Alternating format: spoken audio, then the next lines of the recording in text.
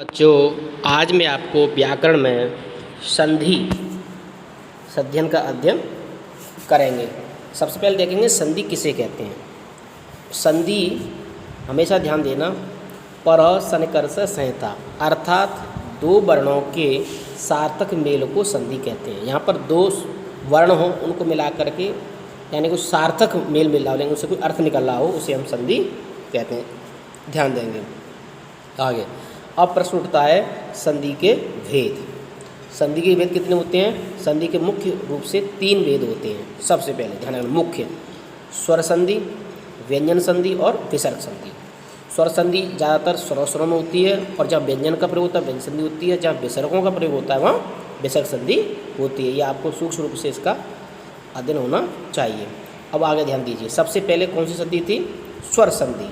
अब हम आपको स्वर संधि पढ़ाएंगे कि स्वर संधि किसे कहते हैं। आओ, स्वर संधि को संस्कृत में अच संधि भी कहा जाता है। अच संधि इसलिए कहा जाता है कि अच एक प्रत्यार है और अच में ही सारे स्वर विद्यमान हैं, इसलिए इसको अच संधि भी कहते हैं। अगला, जब स्वर वर्ण के साथ स्वर वर्ण का मेल होता है तो उसे हम स्वर संधि कहते हैं। ये बात मैंने आपको पहले बताई थी कि जहाँ पर स्वर स्वर मिल करके ही जो विकृति पैदा होती है उसे स्वर संधि कहते हैं। अब जैसे देखो इन्होंने एक उदाहरण भी दिया हुआ है, विद्या प्लस आलय। अब जैसे विद्या ये शब्द आ गया प्लस आलय, देखो आपके सामने दिखाई दिया जा रहा है, एक देखते रहेंगे, विद्या धन आलय। अब यहाँ क्या हुआ है कि जो विद्या के पीछे जो आ है ये है विद्या का जो आ, इसी प्रकार से आलय का जो आ है, इन दोनों आ को मिलकर क्या बन गया है? आ। तो जा करके ये विद्या एक इसमें से लोप हो गया है तो विद्या लय शब्द बन जाता है। अब देखो मैं जैसे आपके सामने शब्द बनाऊंगा, जैसे विद्या प्लस आलय तो क्या बन जाता है? बराबर विद्यालय। देखना आपके सामने एक आ यहाँ से लोप हो जाएगा, विद्यालय। देखिए ये बन गया।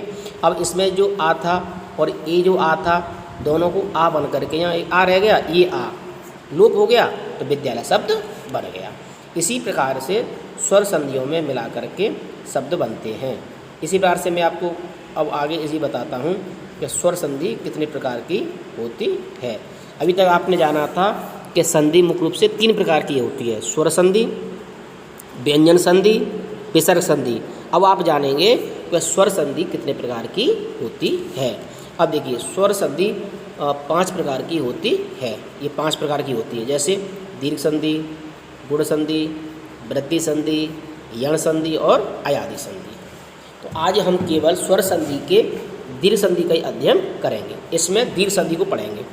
अभी तक मैंने आपको संधि बताई, संधि किसे कहते हैं। उसके बाद में मुख्य संधि कितने प्रकार की होती है वो बताई, 3 प्रकार की। उसमें पहली जो संधि थी स्वर संधि, उसका पहला जो भाग है वो है दीर्घ संधि, वो आप ध्यान से देखेंगे। देखो ये आपके सामने आ गई दीर्घ संधि। अब इसको पढ़ना है।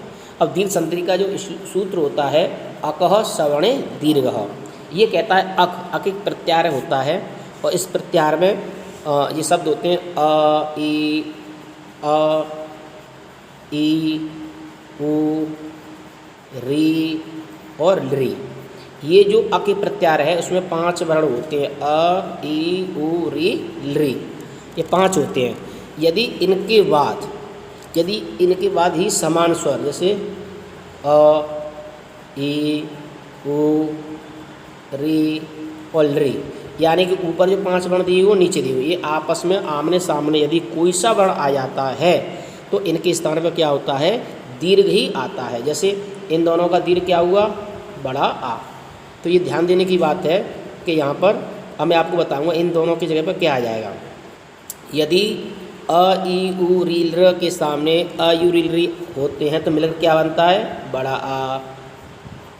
और ई तो क्या बनती है? बड़ी ई।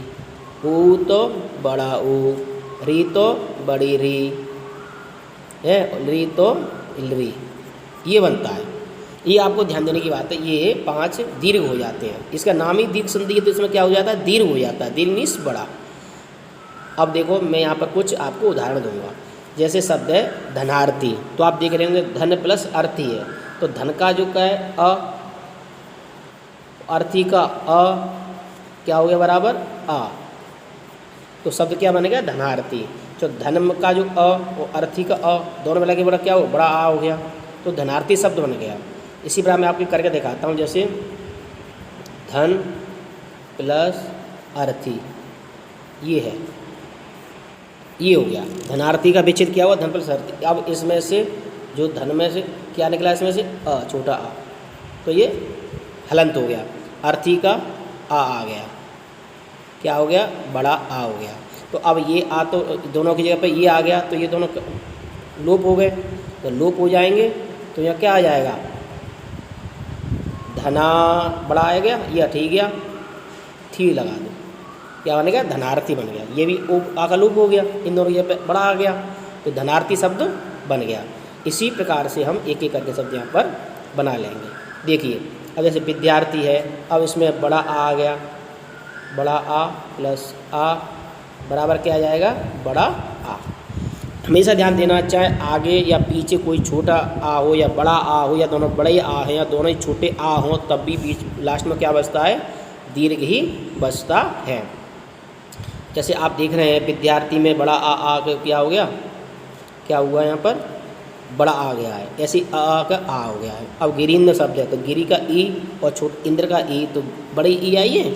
इसी प्रकार से गिरीश शब्द है, गिरी का छोटा ई और ईश का बड़ा ईश, तो भी बड़ी ई आई है गिरीश।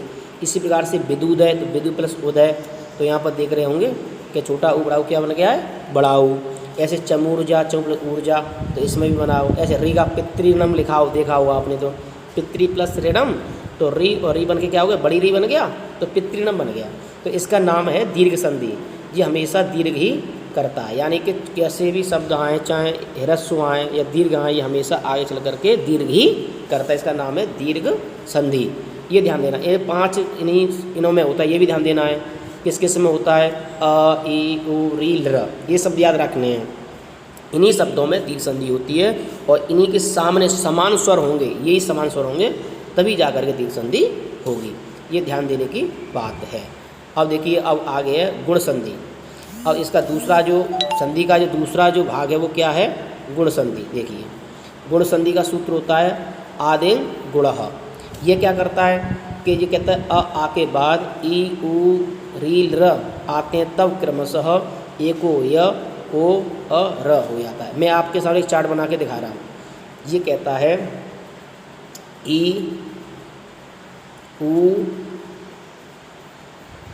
री और री, इनके स्थान पर यदि आ के बाद किस किस के बाद छोटे आ या बड़े आ के बाद यदि इनमें से कोई सा एक शब्द आता है तो अ ई आएगा तो क्या बन जाएगा ए, इसके नीचे आ उ आएगा तो क्या बन जाएगा ओ।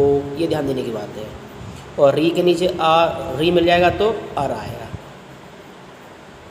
और ल के नीचे आएगा तो क्या बन जाएगा अ ल। ये है, ये आपको स्क्रीन पे दिखाई दे रहा है। छोटे आ और बड़े आ के बाद में यदि ई उ री ल शब्द आते हैं तो इनकी जगह पर ई की जगह पर ये हो जाता है, उ जगह पर ओ हो जाता है, री जगह पर र हो जाता है, लेकिन र हो जाता है। ये ध्यान देने की बात है। अब इसको हम देखो एक आपको उदाहरण देकर समझाएंगे किस प्रकार से इसमें हुआ है, ये देखते चले जाइए। जैसे पहला शब्द है देवेंद्र। अब क्या है देवधन इंद्र शब्द है, तो देव का अ इंद्र का ई, तो क्या हो गया ए, तो क्या बन गया देवेंद्र। इसी प्रकार से महेश शब्द होता है, तो महाधन ई स बड़ा आ गया, कहा था ना छोटा आए या बड़ा आए, आगे हमेशा आगे छोटा या बड़ा या होना चाहिए। इनके बाद में इन्हीं में से कोई सा भी एक वर्ण आता है तो इसमें गुण संधि हो जाती है। गुण क्या होती है कि आ ई है तो ए हो जाता है, आ उ है तो ओ हो जाता है, अ री है तो अर हो जाता है, अल है तो अल हो जाता है। इतना ध्यान देना है। इस बार से तो महेश में क्या हुआ ए हो गया तो महेश शब्द बन गया। इस बार से अगला शब्द है तुम्हारा सूर्योदय। क्या है सूर्योदय। जैसे ध्यान देंगे कि ये सूर्योदय शब्द है तो सूर्य प्लस उदय।